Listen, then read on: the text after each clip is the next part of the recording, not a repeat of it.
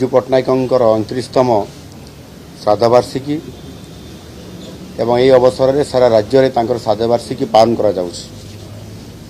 एही अवसर में मुझे गभीर श्रद्धांजलि अर्पण करुछि। आपण माने जानती विजु बाबू थिले स्वाधीनता संग्रामी, जड़े शिल्पपति, दक्ष पायलट एवं ओडिशा और ओडिया जाति को भल पाउथबा जड़े श्रेष्ठ राजनेता। निजर स्वाभिमान, ओडिशा माटीर गौरव और देशर मर्यादा पाई से सारा जीवन ए राज्य पाई काम करुथिले। जीवन कौन सी परिस्थिति रे ओडिशार सम्मान और स्वाभिमान को से केबे मध्य सालिश करि नथिले। आ सेहिति पाई सारा ओडिशावासी तांकू विजु बाबू बोली उपाधि मध्य प्रदान करथिले एवं तांकू नै मध्य गर्व करुथिले। विजु बाबू संपूर्ण भाव रे ए ओडिशा को समृद्ध करिबा पाई स्वप्न देखिथिले।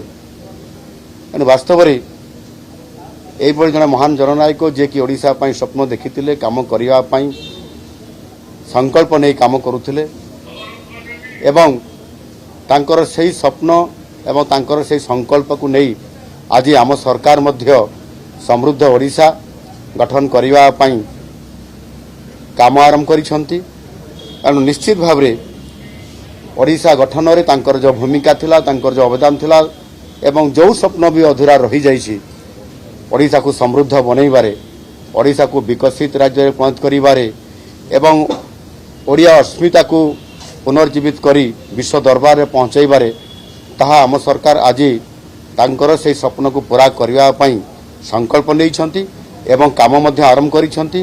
निश्चित भाव में ओडिशा समृद्ध ओडिशा बनिबा सहित ओडियांकर स्वाभिमान विश्व दरबार में पहुंची पारिबो। धन्यवाद।